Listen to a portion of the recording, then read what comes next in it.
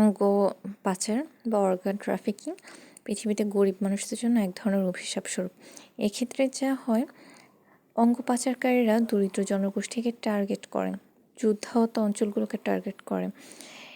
এই অঞ্চলের মানুষদের থেকে তারা বিনামূল্যে কখনো বা নামমাত্র মূল্যে কখনো বা শুধুমাত্র জোর করে তাদের কিডনি, লিভার, চোখ, শরীরের বিভিন্ন অঙ্গগুলোকে তারা অপারেশনের মাধ্যমে নিয়ে নেয়।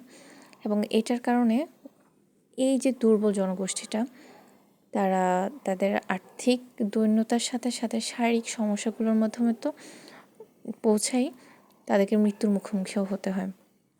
এখন এই যে অঙ্গগুলো নেওয়া হয়, সেটা কিন্তু নেওয়া হয়ও কিছু মানুষদের জন্য যারা আসলে পৃথিবীতে আরও কিছুদিন বাঁচতে চায়। এই মুহূর্তে তার একটা কিডনি দরকার বা অন্যান্য জিনিস দরকার মানুষের শরীরে।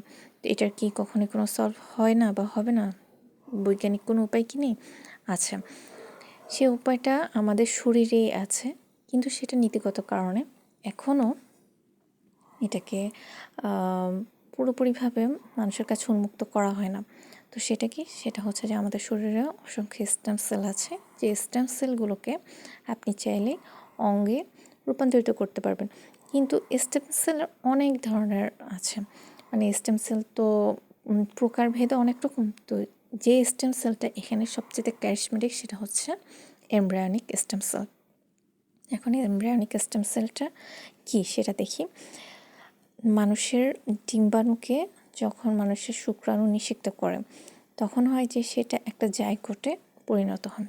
এই 4 থেকে 5 দিনের মধ্যেই নিষিক্তের বিভিন্ন ধরনের সেল তৈরি হয় এবং এই জাইগোটের একদম ভিতরের দিকে ব্লাস্টোসিস্ট থাকে। আর এই ব্লাস্টোসিস্ট সেলগুলোকে খুবই সূক্ষ্ম সার্জারির মাধ্যমে নিয়ে যখন সেল কালচার করা হয়, তখন হচ্ছে যে এটাকে শুধুমাত্র আপনার প্রয়োজনীয় অঙ্গটিতে রূপান্তরিত করা সম্ভব। সেটা কিডনি হলে কিডনি, চোখ হলে চোখ, হার্ট হলে হার্ট, লিভার হলে লিভার, যেটা আপনার দরকার। এখন প্রবলেমটা কি? এটাকে কেন বিজ্ঞানীরা এখনও ইউজ করে না? এটা না করার কারণ হচ্ছে যে নৈতিকতার বিষয় আছে। এখন নৈতিকতার বিষয়টা কি? সেটা হচ্ছে যে একটা মানুষ থেকে কিডনি নেওয়াটা যেমন নৈতিকভাবে সেটা আপনার কাছে বর্বরোচিত মনে হয়, তেমনি একটা জাইগোটের এই ব্লাস্টোসিস্ট সেলটাকে যখন আপনি নিতে যাবেন, ওই সার্জারিটা করার সময় কিন্তু অন্যান্য সেলগুলো অ্যাফেক্টেড হয়। দেখা যায় যে জাইগোটটা ধ্বংস হয়ে যায়। তখন হচ্ছে যে ওই জাইগোটটা যেটার পসিবিলিটি থাকে একটা মানব শিশুতে রূপান্তরিত হওয়ার, তখনই কিন্তু সেটা থেমে যায়। অর্থাৎ আপনি একটা সম্পূর্ণ পূর্ণাঙ্গ মানুষকে মেরে ফেললেন বা একটা এমব্রায়োকে মেরে ফেললেন, ব্যাপারটা কিন্তু একই হয়ে গেল।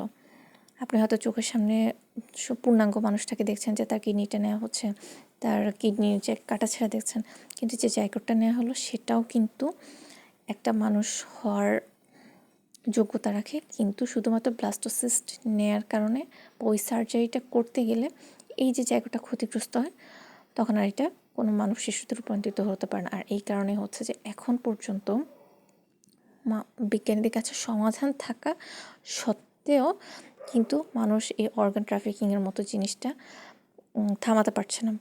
তবে এখনও এটা নিয়ে কাজ হচ্ছে। তারা চাচ্ছে যে শরীরের অন্য কোনো স্টেম সেল থেকে যাতে এই কাজটা করা হয়।